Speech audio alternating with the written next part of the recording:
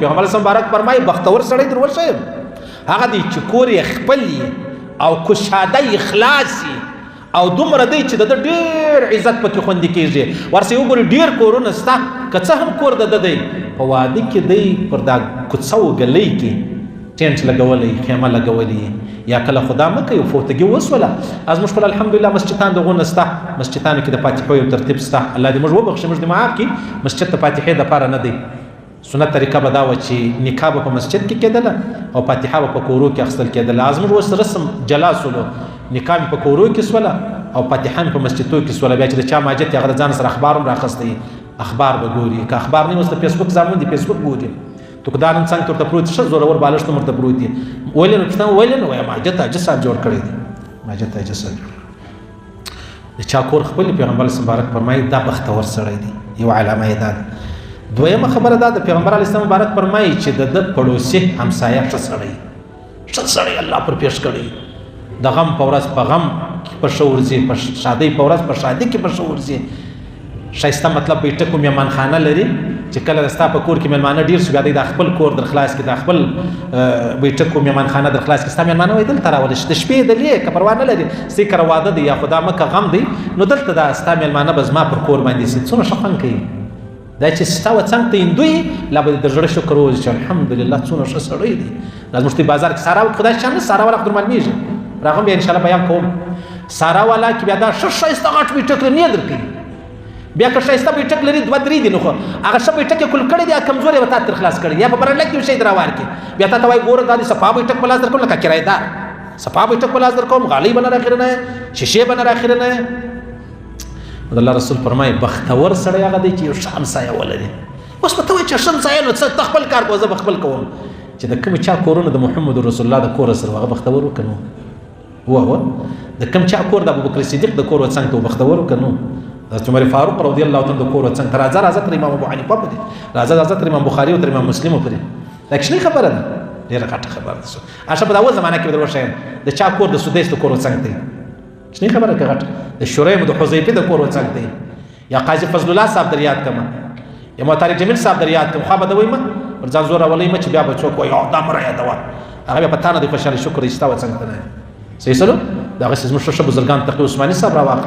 د افغانستان لوړ علما راوخ د کور څنګه تستا کولی یا ازه غټ غټ اقسام در یاد متي ولات را په کور څنګه تستا کولی بس خبره کې بده خبره شام سيتو یو دا معلوم خلک په پټه خلک کوم د کور خلک تستا د الله رسول فرمایي بختور سړی هغه دی اول علامه کور خپل دی غټ دی تنگ نه دی دویمه علامه دا ده چې پړوسی ډېر ښه سړی د همسایه ډېر ښه سړی پخوا داسې زمانه تېره سوې ده چې چا به یو کور رانیوي یو کور به ګران و تر دا څنګ والا کور ولې ګران دی خیر خو به یي ول همسایه یې ډېر ښه سړی د دې جلا قیمت ترڅه اخلم همسایه یې ول ډېر ښه سړی دی موږ په همسایهتوب کې ډېر کمزوري سارا خلک ډېر کمزوري دي بازار نه بیا په ډېر ښه دي تر برګلوي نه سره کوي د سارا راغلی دی د لې کور رانیولې ګر خلک لاس په نامه ورته ولاړ او دی راغلی دغه ځای په جنګو دی او درېمه خبره د الله رسول فرمایي چې والمرکب الحنیء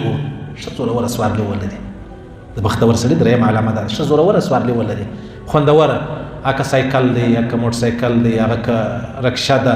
هغه ښایسته موټر دی ځنه بیا تر جهازه پورې ځنه تر جهازه پورې دا د بختور سړي علامه ده زموږ په فکر خو نو چې د کوم سړي کور کمزوري موږ ډېر بدبخته بولو د چا مطلب همسایه کمزوري موږ ډېر بدبخته بولو د چا سوارلي کمزوري موږ بدبخته بولو یا هغه همسایه بدبخته دی نه دی بدبخته همسایه بدبخته دی چې دی د خپل همسایهګانو سره ښه چې دی هغه نه کوي الله پاک دې دغه نیکبختي موږ ته رانصیب کړي الله پاک دې هر سړی د غومره بختور کړي ضروري نه ده چې د جهان ښایسته خوندور موټر دې ستا یا کور لرم په عزت یم سیده شو بد مې پکې پرتې او بیا همسایه لرم ښه سړی دی مسلمان سړی دی د لمانځه ټیم څه غږ را باندې کوي چې کله د بچیانو سکول لري بیا یې زما بچی هم د ځانه سره بوځي راځه زموږ سره په موټرو په رکشه کې ځای سره ښه خوند کوي د الله رسول فرمایي د بختور سړي څو علامې دي درې اوله علامه دا ده کور کشاده خلاص پراخ خپل دویمه علامه دا ده چې دغه پړوسي همسایه ښه سړی درېیمه دا ده یو ښه سوارلي ولري الله دې موږ ټول ته رانصیب کړي الله دې موږ ټول رانصیب کړي دا بل حدیث دی ټیم را باندې پر کېږي خو خیر خبره دا د عزیزانو ما درته وویلې چې ښایسته کور ښه خوند کوي الله دې هر چا ته ورنصیب کړي هر چا ته دې الله ورنصیب کړي دا نو هغه چا ته معلومېږي چې څوک د کرایې په کور کې پروت دي تنګ کور ښه معزز محترم سړی تنګ کور بچان په یوه کمره کې، میلمانه په یوه کمره کې، واشنګ مشین په یوه کمره کې، موټر سایکل دننه ورسره ولاړ، ډېر زور غواړي. الله پاک دې هر مسلمان آباد لري، الله دې هر مسلمان شاد لري. بیا که شکر الله درکړي، د الله رسول فرمایي کنز العمال والا حدیث نقل کړی دی، دا بیټک نه دی میهمان خانه، دا د دې خټو د دې کور زکات دی، زکات دی دا دی. بیا که د چا ستا په بیټک ښه کېدله میجن راګرځوه، که هندو که سکھ که پلانی و که پلانی و که پلانی، میجن راګرځوه، ښه خوند کوي. انسانیت خالی انګریزان نه دي چې انګریزان به انسانان موږ به نه، موږ به خالی عابدان یو، بزرګان به یا